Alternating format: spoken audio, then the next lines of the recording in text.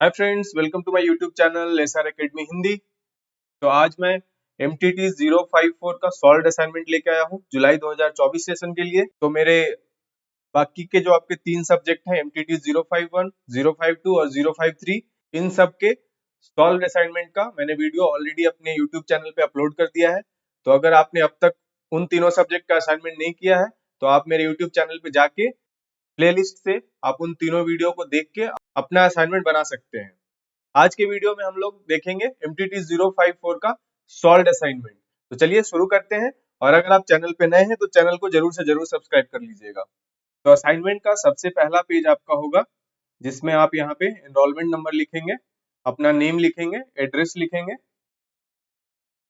उसके बाद आपका प्रोग्राम टाइटल क्या हो जाएगा, post graduate diploma in translation, short में PGDT।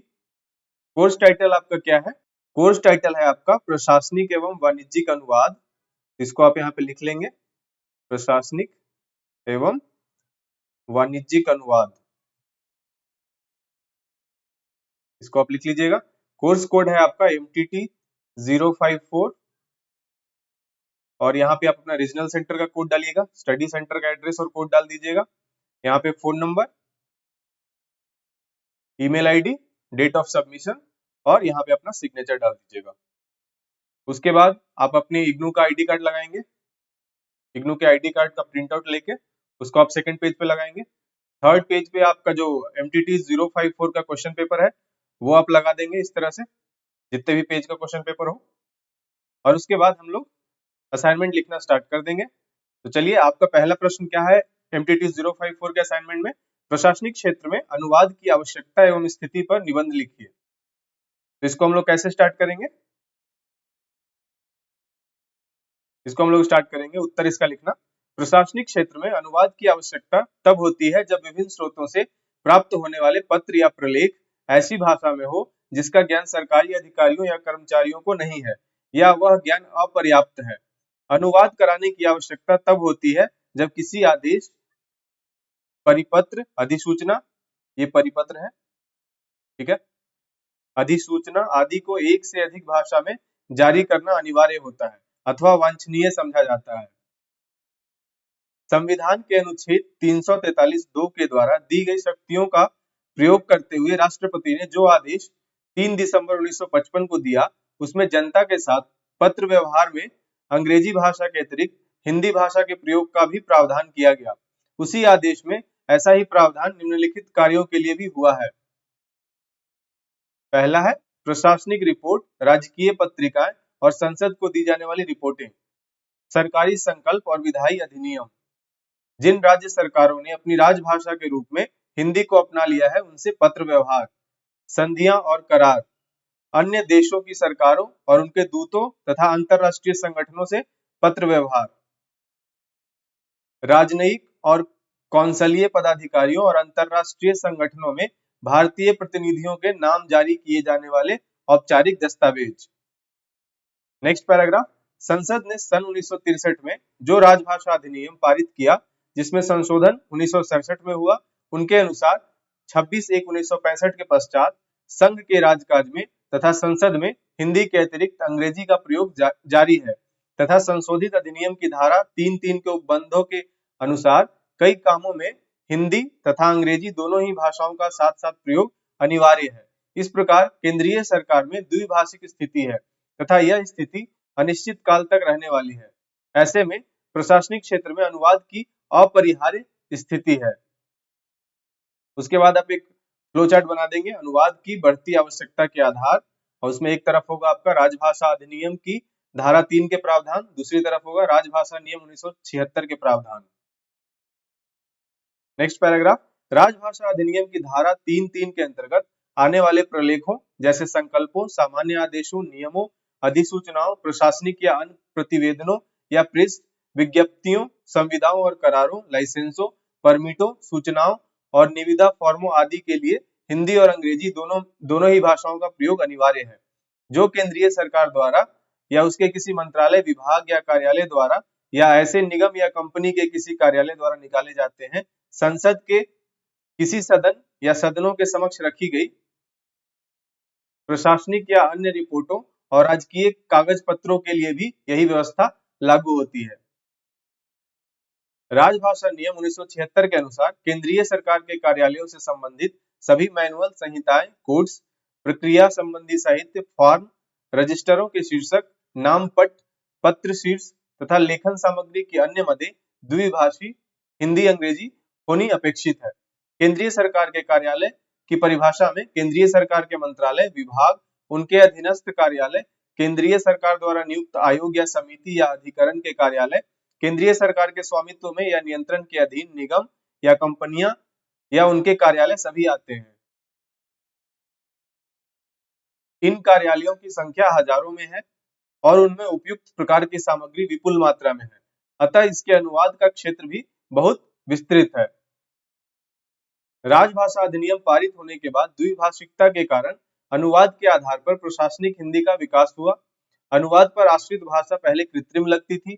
प्रशासनिक हिंदी में नई भाषा और नई शब्दावली का विकास हुआ।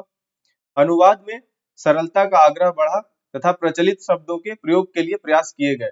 अनुवाद पर आश्रित या आधारित प्रशासनिक हिंदी के प्रचलन में राजभाषा प्रबंधन की भूमिका उपयोगी हो सकती है, क्योंकि प्रबंधन में इसकी सीमा और संभावनाओं को प्रभावशाली ढंग से उजागर किया जा सकता है। लेकिन कुल मिलाकर यह कहना उचित होगा कि प्रशासनिक कार्यों तथा अनुवाद का भाषिक सरोकार घनिष्ठ हो रहा है। तो ये आपका पहला उत्तर हो गया। दूसरे प्रश्न पे आते हैं। दूसरा प्रश्न है आपका, संसद में अनुवाद विषय पर विस्तृत टिप्पणी लिखिए। इसका उत्तर हम लोग लिखेंगे। पहला पैराग्राफ, संसद में जहां संवैधानिक वैधानिक प्रावधानों के अनुसार द्विभाषिकता की स्थिति है, वहीं संसद सदस्यों द्वारा अपनी मातृभाषा में भाषण देने की प्रवृत्ति भी व्याप्त है। यदि उनकी मातृभाषा अंग्रेजी अथवा हिंदी से इतर है तो वह संसद में भाषा वैविध्य की स्थिति बना देती है। संसद में द्विभाषिकता का संदर्भ प्रत्येक दस्तावेज का आवश्यक रूप से द्विभाषी संस्करण तैयार करने से संबंधित है।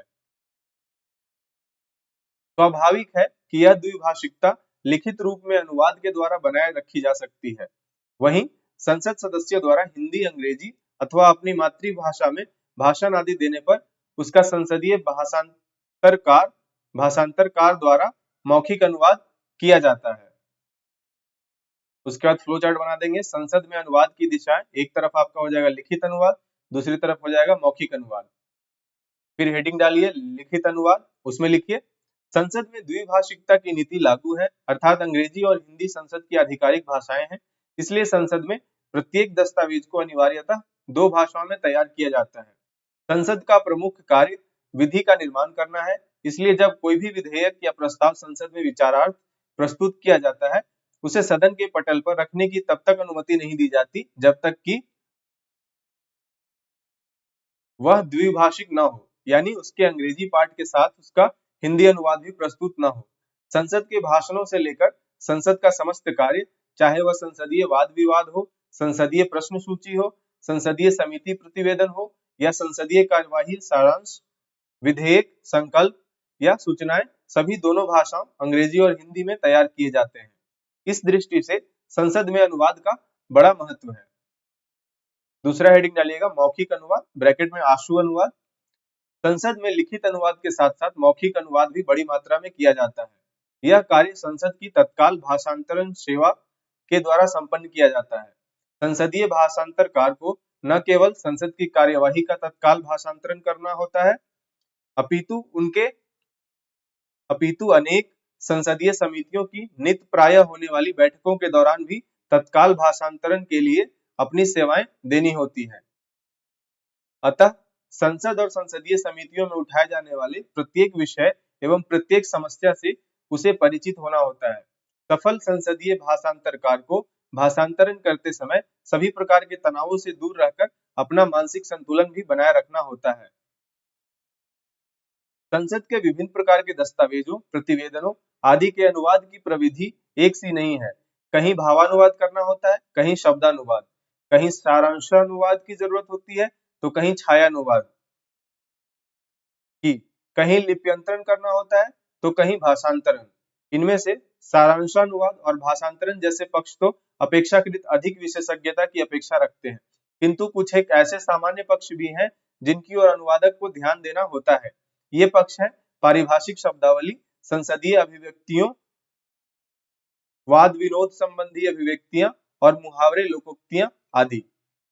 उसके बाद आप एक डायग्राम बना लेंगे। तो देखिए संसद में अनुवाद के सामान्य पक्ष, उसमें एक हो जाएगा आपका संसद में बजट प्रस्तुति और अनुवाद, संसदीय अभिव्यक्तियों का अनुवाद, वाद विनोद संबंधी अभिव्यक्तियां और अनुवाद, मुहावरे लोकोक्तियों का अनुवाद, संसदीय प्रश्नों का अनुवाद, विधेयकों का अनुवाद, और एक और है आपका पारिभाषिक शब्दावली और अनुवाद। इसी तरह का आप डायग्राम और अच्छे से बना लीजिएगा। नेक्स्ट पैराग्राफ में चलते हैं। संसद में अनुवाद का कार्य अत्यंत विस्तृत है और इतना महत्वपूर्ण है कि इस कार्य को करने वाले अनुवादकों पर काफी मानसिक दबाव बना रहता है। काम युद्ध स्तर पर चलता है, कभी कभी दिन रात लगातार काम करना होता है। अनुवाद में छोटी सी भूल भी बड़ा संकट खड़ा कर सकती है। यद्यपि संसद के दोनों सचिवालयों में बड़ी संख्या में अनुवादक, संपादक आदि कार्य करते हैं, लेकिन अनुवादकों की हमेशा कमी रहती है। तो ये आपका दूसरा प्रश्न भी कंप्लीट होता है। अब आते हैं तीसरे प्रश्न पे। तीसरा प्रश्न आपका क्या है? बैंकिंग अनुवाद की चुनौतियों का सोदाहरण वर्णन कीजिए। तो इसका उत्तर में हम लोग पहला पैराग्राफ लिखेंगे। पश्चिम की देन वर्तमान बैंकिंग व्यवस्था में भाषा प्रयोग के स्तर पर एक बना बनाया रूप आज भी चला आ रहा है। शुरू से ही अंग्रेजी में सारा काम किया जा रहा है। बैंकिंग कामकाज हिंदी में करने के लिए अनुवाद का जो सहारा लिया गया वह अब द्विभाषिक नीति के चलते अनिवार्य बन चुका है। इस स्थिति में बैंकिंग अनुवाद संबंधी जिन चुनौतियों का सामना अनुवादक करता है वे इस प्रकार हैं। उपयुक्त शब्द चयन की चुनौती, सामान्य प्रतीत होने वाले शब्दों का अनुवाद, एक रूपता का अभाव, पारिभाषिक शब्दावली प्रयोग, विशिष्ट शब्दों अभिव्यक्तियों का अनुवाद, वाक्य रचना संबंधी समस्या, संक्षिप्ताक्षरों का अनुवाद और अभिव्यक्ति शैली की चुनौती। अब इसमें पहला हेडिंग आप लोग देंगे उपयुक्त शब्द चयन की चुनौती। अनुवाद के दौरान मूल सामग्री में कुछ ऐसे शब्द भी प्रयुक्त हुए देखे जा सकते हैं जिनके लिए लक्ष्य भाषा में एक से अधिक पर्याय हो। इस प्रकार के शब्दों के लिए अनुवादक को बड़ी सावधानी से पर्याय चयन करना पड़ता है। उपयुक्त शब्द चयन के अभाव में अनुवाद में अर्थ के अनर्थ होने की संभावना बनी रहती है। जैसे बैंकिंग में क्रेडिट शब्द का जमा साख, ऋण और श्रेय के अर्थों में प्रयुक्त होता है, किंतु इनके प्रयोग क्षेत्र निर्धारित हैं।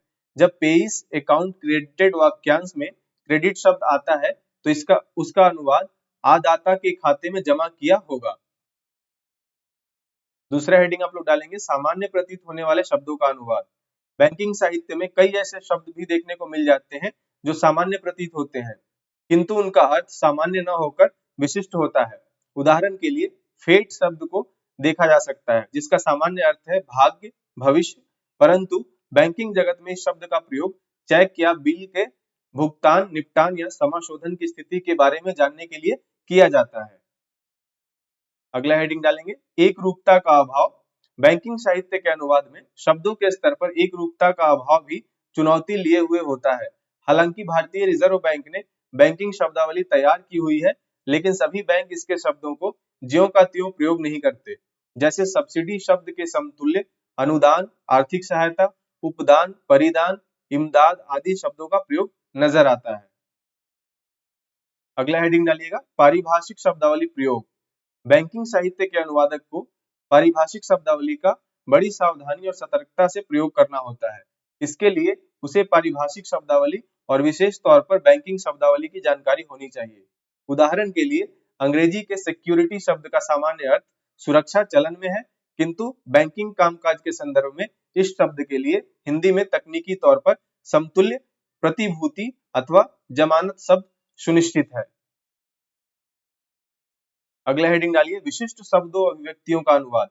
बैंकिंग सामग्री के अनुवाद में अनुवादक को विशिष्ट शब्दों और अभिव्यक्तियों का प्रसंग के अनुसार भावानुवाद करना जरूरी हो जाता है। उदाहरण के लिए होर्डेड शब्द को देखा जा सकता है जो rupees are hoarded against retired life वाक्य में विशिष्ट अर्थ का व्यंजक है, इसलिए इसका भावानुवाद रुपये सेवानिवृत्त जीवन में काम आने के लिए जमा किए जाते हैं करना ही उपयुक्त है। अगला हेडिंग डालिए वाक्य रचना संबंधी समस्या। अनुवादक अक्सर मूल की वाक्य रचना शैली का अंधानुकरण कर लेते हैं। जैसे the checks which were received have been paid वाक्य का अनुवाद जो चेक प्राप्त हुए थे उनका भुगतान कर दिया गया है। इस प्रकार के अंधानुकरण से बचना चाहिए, क्योंकि इस अनुदित वाक्य पर मूल की वाक्य रचना शैली पूरी तरह से छाई हुई है। इसके स्थान पर यदि हिंदी की प्रकृति के अनुसार अनुवाद प्राप्त हुए सभी चेकों का भुगतान कर किया जाए तो कथ्य भी स्पष्ट रूप से अभिव्यक्त हो जाएगी और वह सहज रूप से संप्रेष्य भी होगा। अगला हेडिंग डालिएगा, अभिव्यक्ति शैली की चुनौती। बैंकिंग साहित्य के अनुवादक को तथ्य और कथ्य के प्रति विशेष ध्यान रखना होता है। इनकी लक्ष्य भाषा में ज्यों की त्यों प्रस्तुति में ही अनुवादक के प्रयास की सफलता छिपी हुई है। इसके लिए तथ्यात्मक प्रसंगों में सामान्य शब्दों का सामान्य अर्थों में और पारिभाषिक शब्दों का पारिभाषिक अर्थ में प्रयोग किया जाना चाहिए, लेकिन इसके साथ साथ विशिष्ट अभिव्यक्ति शैली के प्रति सावधानी बरतते हुए अनुवाद करना भी अपेक्षित होता है। जैसे अंग्रेजी में let down with regard to, by and large, over and above, with regard to, by all means, more or less आदि प्रयोग विशिष्ट अभिव्यक्ति शैली का रूप धारण कर लेते हैं। तो ये आपका तीसरा प्रश्न भी समाप्त हुआ। अब आते हैं चौथे प्रश्न पे। चौथा प्रश्न है आपका, निम्नलिखित विषयों पर लगभग 250 शब्दों में टिप्पणी लिखिए। उसमें से पहला टिप्पणी आपको लिखना है पर्यटन साहित्य अनुवादक में अपेक्षित गुण, इस टॉपिक पे। तो इस पे टिप्पणी हम लोग लिख लेते हैं। कैसे स्टार्ट करेंगे? पर्यटन संबंधी साहित्य के अनुवाद अथवा निर्वचन कार्य में गुणात्मक योगदान के लिए अनुवादकों को कुछ विशेष दक्षता हासिल होनी चाहिए। यह दक्षता जिन पक्षों के संदर्भ में विशेष रूप से होनी चाहिए उनमें से कुछ इस प्रकार है।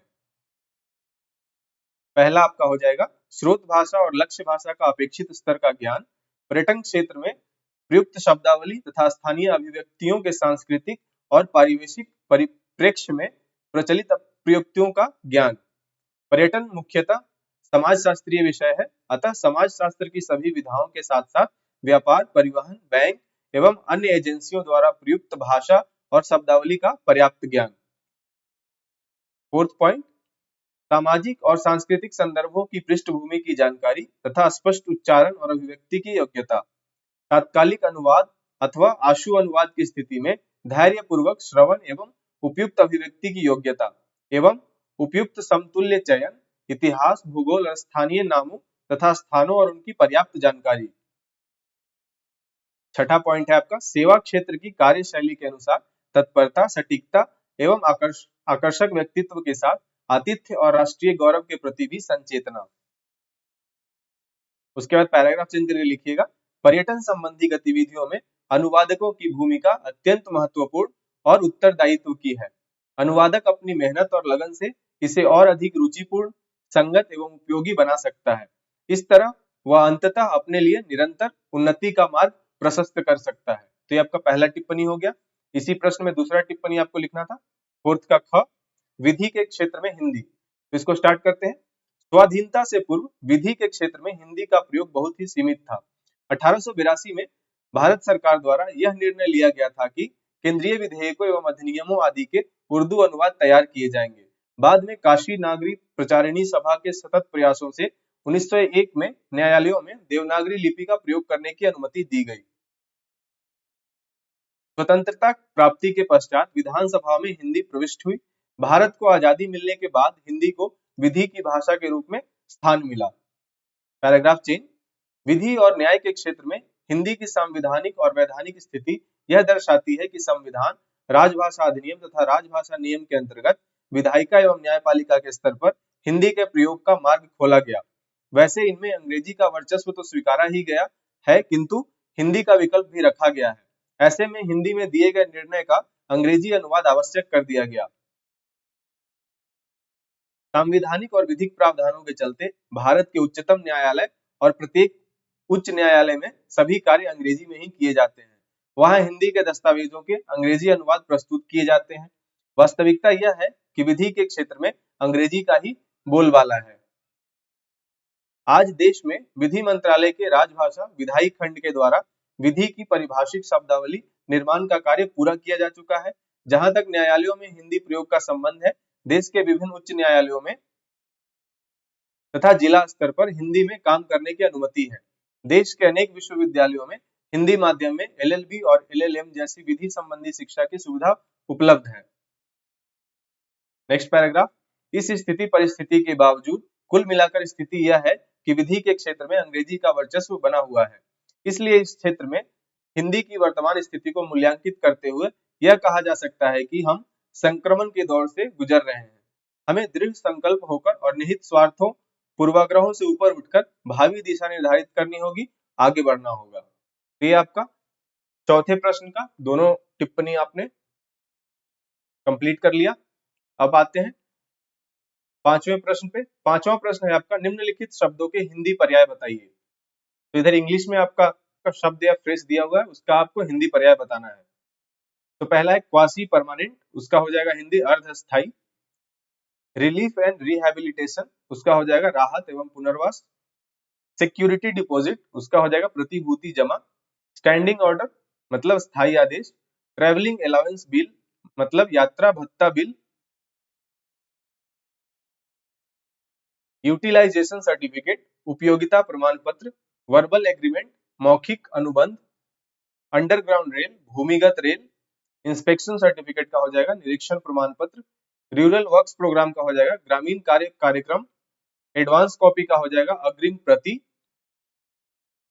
बजट ग्रांट का हो जाएगा आपका बजट अनुदान। ड्रॉइंग एंड डिसबर्सिंग का हो जाएगा आहरण एवं संवितरण। डिस्पैच रजिस्टर का आपका हो जाएगा प्रेषण रजिस्टर। इंट्रोडक्टरी लेक्चर का हो जाएगा परिचयात्मक व्याख्यान। इनफॉर्मल एडुकेशन का आपका हो जाएगा अनौपचारिक शिक्षा।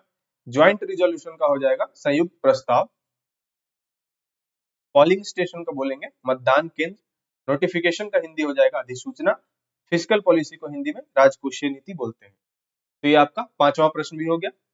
अब आते हैं छठे प्रश्न पे, निम्नलिखित अभिव्यक्तियों के हिंदी पर्याय लिखिए। तो इंग्लिश में कुछ अभिव्यक्तियां दी गई है, उसके हिंदी पर्याय आपको लिखना है। पहला क्या है, अकॉर्डिंग टू कन्वीनियंस, इसका हो जाएगा सुविधा अनुसार। बैन ऑन फ्यूचर प्रमोशन, इसका हो जाएगा भविष्य में पदोन्नति पर रोक। चेक्ड एंड फाउंड करेक्ट, इसका हो जाएगा जांच में सही पाया गया। Day to day administrative work, इसका हो जाएगा दिन प्रतिदिन का प्रशासनिक कार्य। एक्सप्लेनेशन में भी कॉल्ड फॉर, इसका हो जाएगा स्पष्टीकरण मांगा जाए। गवर्न्ड बाय रूल्स, इसका हो जाएगा नियमों द्वारा शासित। His request is in order, इसका हो जाएगा उनका अनुरोध नियमानुसार है। इन द प्रिस्क्राइब्ड मैनर, इसका हो जाएगा निर्धारित तरीके से। मैटर इज अंडर कंसिडरेशन, इसका हो जाएगा मामला विचाराधीन है। Please comply before due date, इसका हो जाएगा कृपया नियत तिथि से पहले अनुपालन करें। अब आते हैं सातवां प्रश्न आपका क्या है। सातवां प्रश्न है, निम्नलिखित अनुच्छेदों का हिंदी में अनुवाद कीजिए। जिसमें पहला आपका इंग्लिश में जो पैसेज दिया हुआ है उसको मैंने यहाँ पे सांकेतिक तौर पे डॉट डॉट डॉट करके लिख दिया है। उसका अनुवाद क्या हो जाएगा वो सिर्फ मैं पढ़ देता हूँ।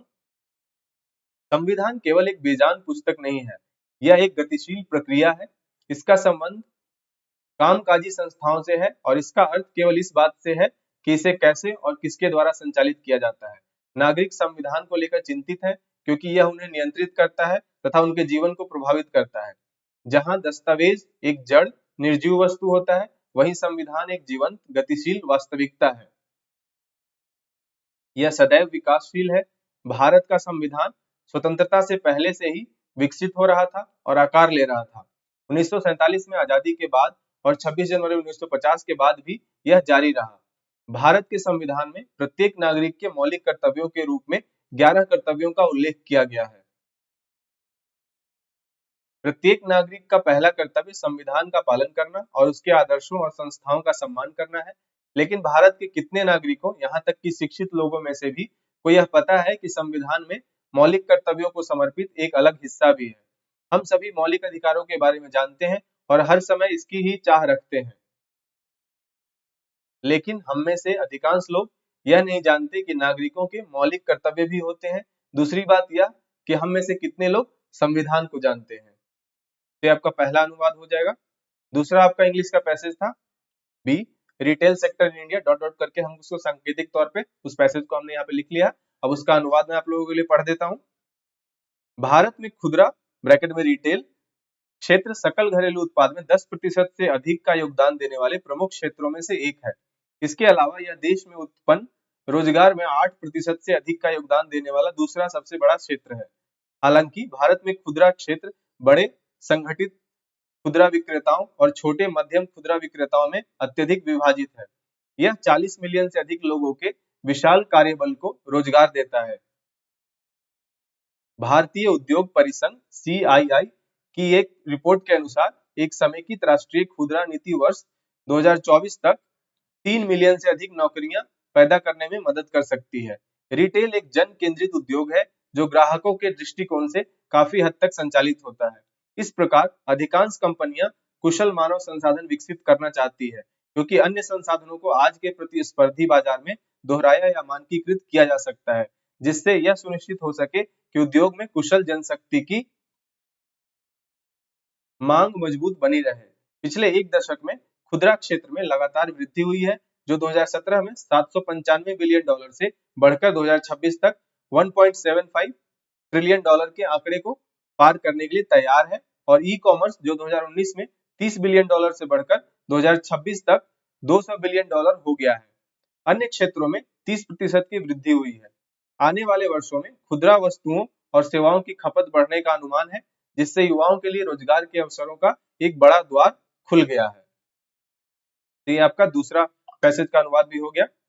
आपका जो सातवें प्रश्न का ही जो तीसरा पैसेज दिया हुआ है इंग्लिश का, उसको भी हमने डॉट डॉट करके इसे लिख लिया है। उसका हिंदी अनुवाद मैं आप लोगों के लिए पढ़ देता हूँ। सरकार ने लोकपाल कानून के तहत पारदर्शिता प्रावधानों को लागू करने के लिए 90 दिनों की मोहलत दी है, और सरकारी कर्मचारियों को अपनी संपत्ति और देनदारियों की घोषणा दाखिल करने के लिए 15 सितंबर की समय सीमा तय की है। लोकपाल कानून के तहत सभी सरकारी कर्मचारियों को, चाहे वे किसी भी पद पर हों, हर साल अपनी संपत्ति और देनदारियों की घोषणा करनी होगी। केंद्र सरकार के कर्मचारियों द्वारा घोषित संपत्ति को सार्वजनिक किया जाएगा। सरकारी सूत्रों के मुताबिक अधिकारियों को कुछ और समय देने के आदेश जारी किए गए हैं, क्योंकि विभिन्न कैडर नियंत्रण प्राधिकरणों से प्राप्त सुझावों के आलोक में विभिन्न सेवाओं और रैंकों के लिए आचरण नियमों को अभी तक अंतिम रूप नहीं दिया गया है। अपनी ओर से कार्मिक और प्रशिक्षण विभाग DOPT ने प्रक्रिया निर्धारित कर दी है, और इस संबंध में लोक सेवकों द्वारा पालन किए जाने वाले बुनियादी नियमों को अंतिम रूप दे दिया है। लोकपाल और लोकायुक्त अधिनियम 2013 ने प्रत्येक लोक सेवक के लिए वार्षिक घोषणा करना अनिवार्य बना दिया, न कि केवल वरिष्ठ अधिकारियों के लिए, जैसा कि मौजूदा प्रावधानों के तहत आवश्यक है।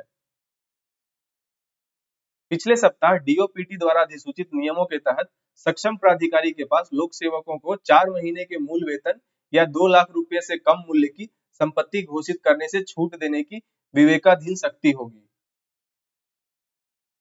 सरकारी अधिकारियों ने कहा कि छूट खंड को शामिल इसलिए किया गया था ताकि पारदर्शिता में सुधार की कवायद लोक सेवकों को परेशान न करे। DOPT ने फॉर्म के दायरे को बढ़ाने के लिए लोकसभा और विधानसभा चुनावों में उम्मीदवारों द्वारा दायर संपत्ति और देनदारियों के लिए घोषणा पत्र को भी अनुकूलित ब्रैकेट में बदलाव किया है। फॉर्म के मूल संस्करण में अधिकारियों के लिए अस्पष्ट जानकारी प्रदान करने या कुछ जानकारी को छोड़ने की गुंजाइश छोड़ दी गई थी। नए प्रारूपों में यह संभव नहीं होगा। एक सरकारी अधिकारी ने उन प्रावधानों की ओर इशारा करते हुए कहा, जिसके तहत अधिकारियों को उनके पति या पत्नी और आश्रितों के स्वामित्व वाले आभूषणों के वजन और मूल्य की घोषणा करने की आवश्यकता होती है। सरकारी अधिकारियों द्वारा अपनी संपत्ति घोषित करने और अपनी अचल संपत्तियों की जानकारी सार्वजनिक करने की प्रथा केवल कुछ साल पुरानी है। तो ये आपका 7वें प्रश्न का आपका तीनों पैसेज का हमने हिंदी अनुवाद कर दिया। अब आते हैं 8वां और अंतिम प्रश्न, जिसका जो है आपका निम्नलिखित का हिंदी में अनुवाद कीजिए, जिसका मैंने हिंदी अनुच्छेद को डॉट डॉट करके हमने यहाँ पे सांकेतिक रूप पे लिख दिया है। अब इसका इंग्लिश ट्रांसलेशन में पढ़ देता हूँ आप लोगों के लिए।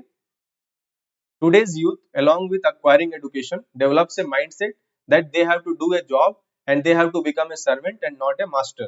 Due to master या boss भी इसको बोल सकते हैं, not a boss.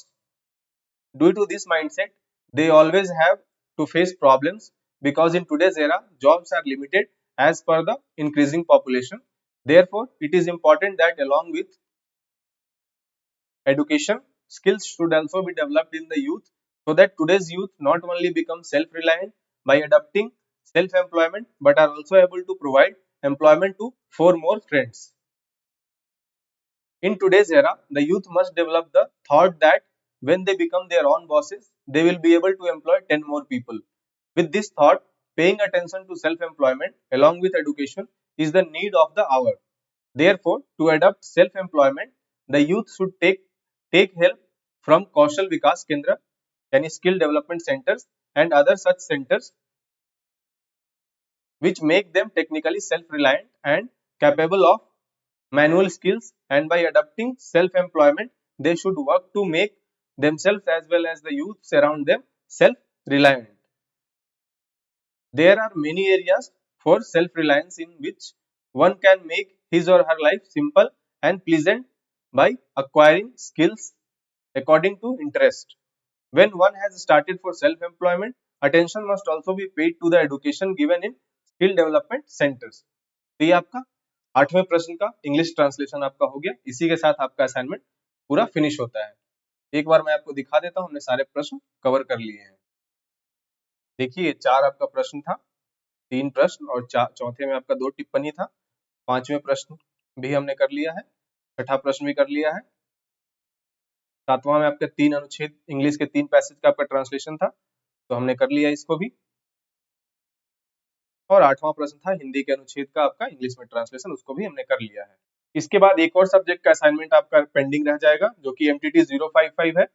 उसका सॉल्व असाइनमेंट मैं आप लोगों के लिए नेक्स्ट वीक लेके आऊंगा। तो इस तरह आपका जुलाई 2024 सेशन के लिए आपका सारा असाइनमेंट कंप्लीट हो जाएगा। तो आप मेरा वीडियो देखिए और आप अपना MTT 054 का असाइनमेंट कंप्लीट कर लीजिए। तो आज के वीडियो में इतना ही। अगर आपको वीडियो हेल्पफुल लगा तो वीडियो को लाइक कीजिए, शेयर कीजिए और चैनल को जरूर से जरूर सब्सक्राइब कर लीजिए। तो थैंक यू सो मच। जय हिंद।